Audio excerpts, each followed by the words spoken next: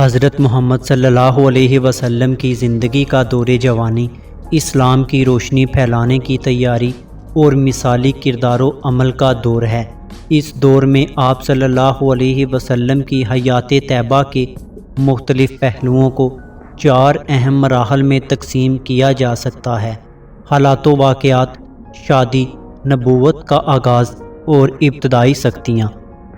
حضرت محمد صلی اللہ علیہ وسلم کی ولادت مکہ مکرمہ میں 12 ربیع الاول عام الفیل 571 عیسوی میں ہوئی۔ والد عبداللہ آپ کی ولادت سے پہلے وفات پا چکے تھے۔ آپ صلی اللہ علیہ وسلم کی والدہ حضرت آمنہ نے چند سال تک پرورش کی، مگر جب آپ 6 سال کے تھے تو وہ بھی وفات پا گئیں۔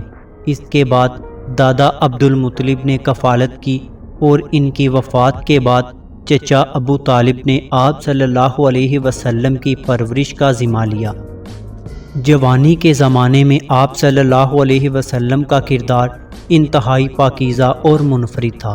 آپ کو لوگ صادق اور امین کے القابات سے یاد کرتے تھے، کیونکہ آپ سچ بولنے اور امانت داری میں بے مثال تھے۔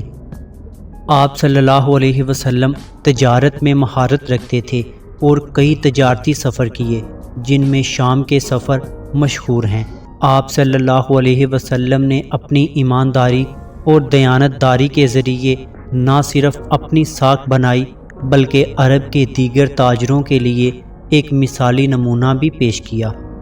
حضرت محمد صلی اللہ علیہ وسلم کی شادی 25 سال کی عمر میں حضرت خدیجہ رضی اللہ تعالی عنہا سے ہوئی، جو اس وقت 40 سال کی تھی اور ایک کامیاب تاجرہ تھی۔ حضرت خدیجہ رضی اللہ تعالی عنہا نے آپ صلی اللہ علیہ وسلم کی دیانت اور امانت داری سے متاثر ہو کر شادی کی خواہش ظاہر کی، اور یہ رشتہ دونوں کے لیے برکت کا ذریعہ بنا۔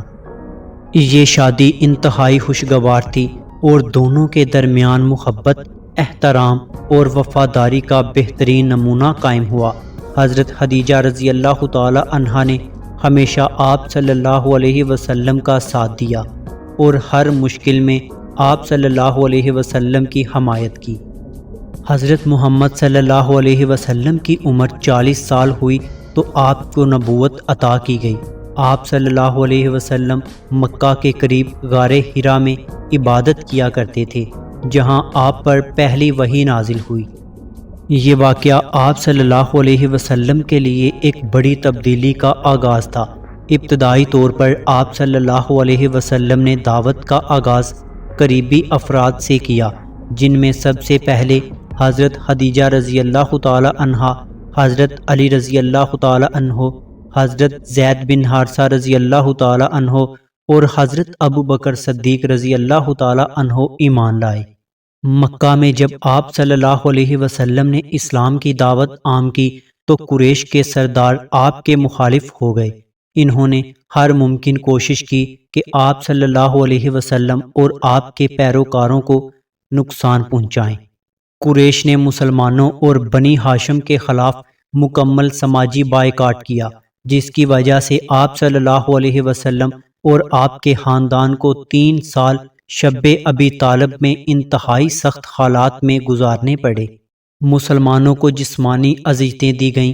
حضرت بلال رضی اللہ تعالی عنہ، حضرت خباب رضی اللہ تعالی عنہ اور دیگر صحابہ کو سخت مظالم کا سامنا کرنا پڑا۔